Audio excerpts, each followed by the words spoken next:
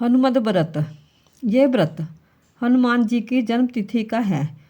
जिन पंचांगों के आधार से व्रतों का निर्णय किया जाता है उनमें हनुमान जी की जन्म तिथि किसी में कार्तिक कृष्ण चतुर्थी और किसी में चैत्र शुक्ल पूर्णिमा और किसी में देवता की अधिकृति या जन्म तिथि एक होती है, परंतु हनुमान जी को की दो मानते हैं और यह विशेषता है। इस विषय के ग्रंथों में इन दोनों के उल्लेख अवश्य हैं, परंतु आशाओं में भिन्नता है। पहला जन्मदिन है और दूसरा विजय भिन्न नंदन का महोत्सव है। उत्सव सिंधु में लिखा है कि कार्तिक कृष्ण चतुर्थी सोमवार को स्वाति नक्षत्र और मेष लगन में अंजनी के गर्भ से हनुमान जी के रूप में स्वयं शिवजी उत्पन्न हुए थे।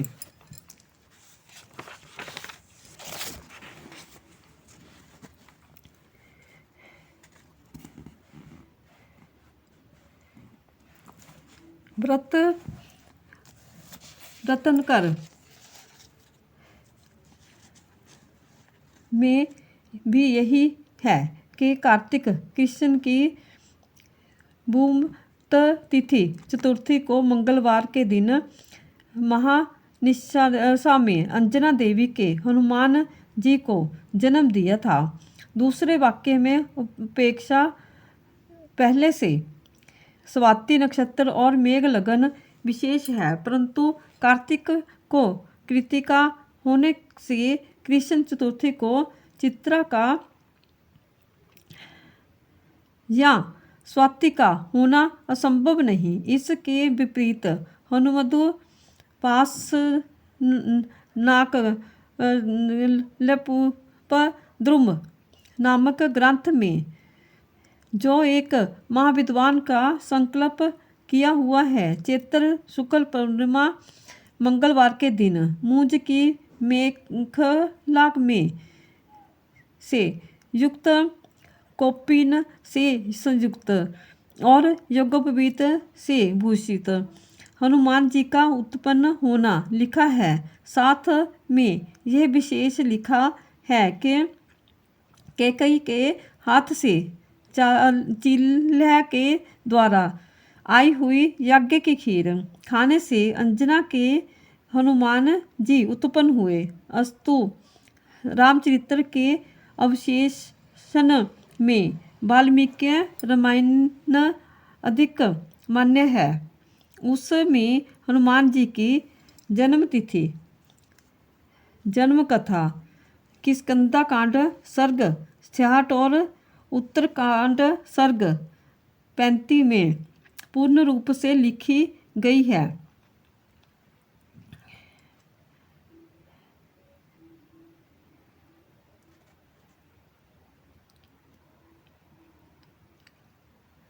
उससे ज्ञात होता है कि अंजनी के उदर से हनुमान जी उत्पन्न हुए।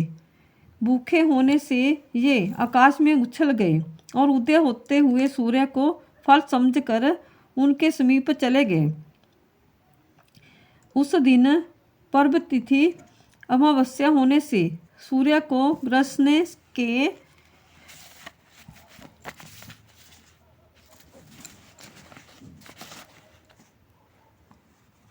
लिए राहु आया था,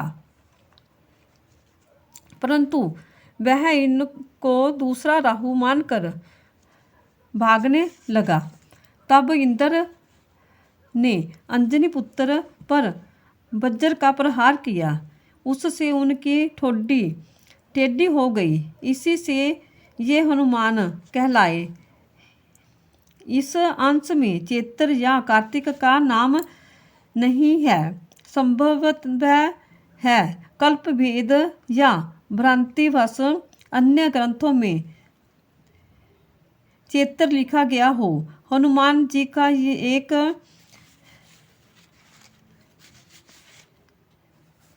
जन्म पत्र भी है। उसमें तिथि चतुर्थी, बार मंगल, नक्षत्र चित्रा और मास अनिर्दिष्ट है।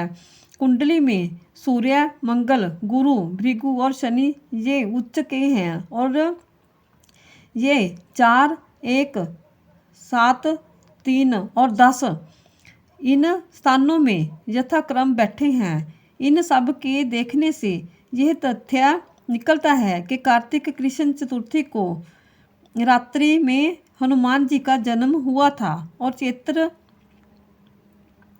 शुक्ल पूर्णिमा को सीता जी की खोज, राक्षसों के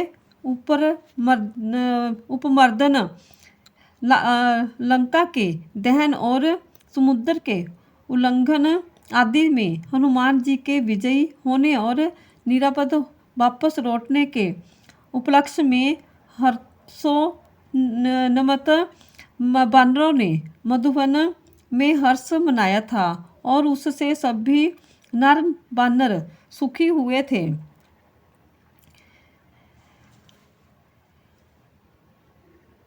इस कारण उक्त दोनों दिनों में व्रत और उत्सव किया जाए तो अधिक से अधिक फलम तो होगा ही। इस व्रत में तत्कालीन रात्रि व्यापनी तिथि ली जाती है।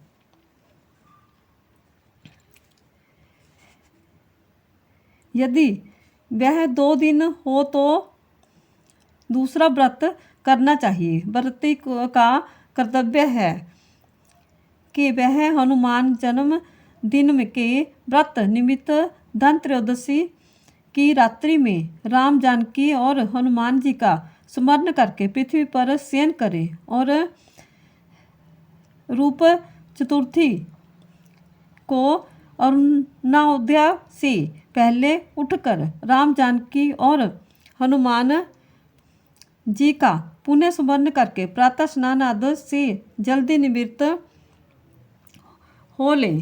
तत्पश्चात हाथ में जल लेकर मम खिलानिष्ट निरसन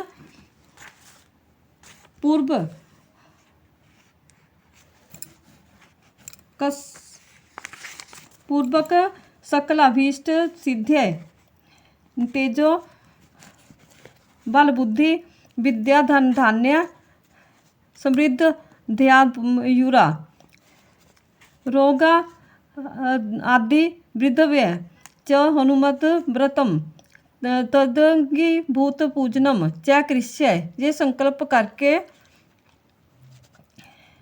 हनुमान जी की पूर्व प्रतिष्ठा प्रतिमा के समीप पूर्व या उत्तर मुख बैठकर अति नम्रता के साथ अतुलित बलधामम सवर्ण शैलाभ देहम धनुज वन कृषानुम ज्ञान नाम ग्रन्यम सकल गुण निधानम वानर रा नाम धीशम रघुपति वर धूतम वातजतम नवामी से प्रार्थना करें और फिर उनका यथा विधियान षोडशोपचार पूजन करें। स्नान में समीप हो तो नदी का और न हो तो श्री जल मिलाकर कूपोदक वस्त्रों से लाल कौपीन और पीताम्बर गंध में केसर मिला हुआ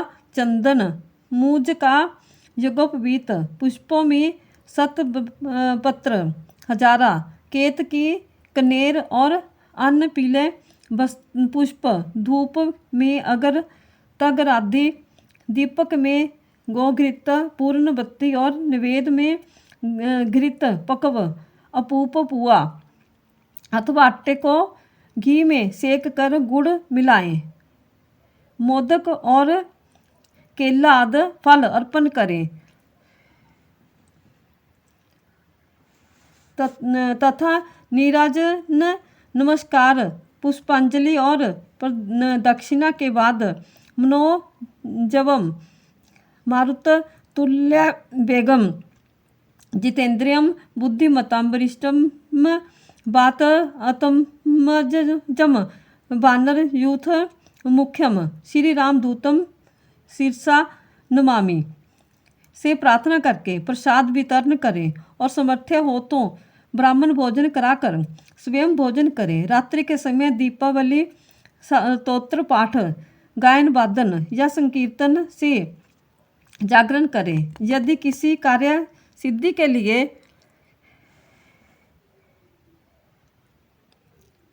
व्रत करना हो तो मार्गशीर्ष शुक्ल त्रयोदशी को प्रातः स्नान आदि करके एक वेदी पर अक्षत पुंज से 13 कमल बनाएं।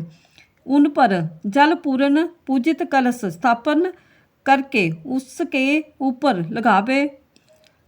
पीले वस्त्र पर 13 कमलों में 13 गांठ लगा हुआ 9 सूत का पीला डोरा रखें। फिर वेदी का पूजन करके उपयुक्त विधि से अथवा पद्धति के क्रम से हनुमान जी का पूजन और जप ध्यान उपासना आदि करें तथा ब्राह्मण भोजन आदि के पीछे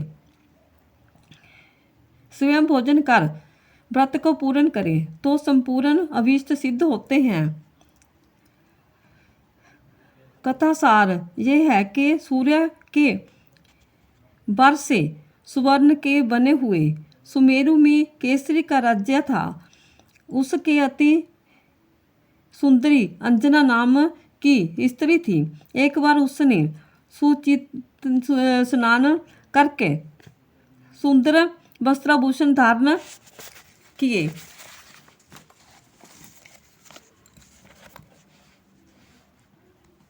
उस दिन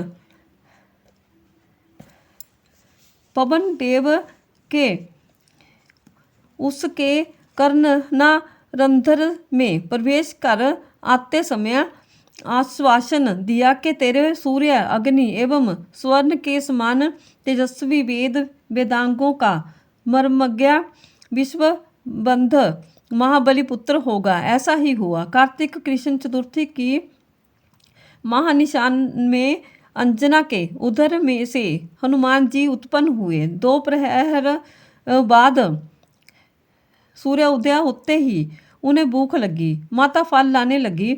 इधर वन के वृक्षों में लाल वर्ण के बालक सूर्य को फल मानकर हनुमान जी की उसको लेने के लिए आकाश में उछल गए। उस दिन अमा होने से सूर्य को ग्रसने के लिए राहु आया था, किंतु इनको दूसरा राहु मानकर भाग गया। तब इंद्र ने हनुमान जी पर वज्र प्रहार किया। उससे उनकी ठोडी टेढ़ी हो गई, जिससे ये हनुमान कहलाए। इंद्र की इस दुष्टता का दंड देने के लिए इनने परिणाम मात्र का वायु संचार रोक दिया। तब ब्रह्मा आदि सभी देवों ने अलग अलग इन्हें वर दिए। ब्रह्मा जी ने अमिता युक्त, इंद्र ने वज्र से हत का होने का, सूर्य ने अपने संतास तेज से युक्त और संपूर्ण शास्त्रों के विशेषज्ञ होने का, वरुण ने पास और जल से अव्यय रहने का, जम ने जमदंड से अवैध्य और पास से नाश न होने का, कुबेर ने शत्रु मर्दनी गदा से निशंक रहने का, शंकर ने परमत और अजय योद्धाओं से जय प्राप्त करने का, और विश्वकर्मा ने मैके बनाए हुए सभी प्रकार के दुर्बोध्य और असहम अस्त्र शस्त्र तथा यंत्र आदि से कुछ भी क्षति न होने का वर दिया। इस प्रकार के वरों के प्रभाव से आगे जाकर हनुमान जी ने अमित पराक्रम के जो काम किए वह सब हनुमान जी के भक्तों में प्रसिद्ध हैं, और जो अश्रुत या अज्ञात हैं वह अनेक प्रकार के रामायणों, पद्म स्कंद और वायुवाद पुराणों एवं उपासना विषय के अगणित ग्रंथों से ज्ञात हो सकते हैं। ऐसे विश्व बंध महाबली और श्री रामचंद्र जी के अनन्य भक्त हनुमान जी के जप, ध्यान, उपासना, व्रत और उत्सव आदि करने से सब प्रकार के संकट दूर होते हैं। देव दुर्लभ पद, सम्मान और सुख प्राप्ति होते हैं तथा राम जानकी और हनुमान जी के प्रसन्न होने से उपासक का कल्याण होता है। सभी प्रकार के व्रतों की और 18 बरानों की वीडियो देखने के लिए हमारा चैनल सब्सक्राइब करें और वीडियो को ज़्यादा से ज़्यादा शेयर करें और लाइक करें, तो जो और लोगों को भी इसका लाभ मिले।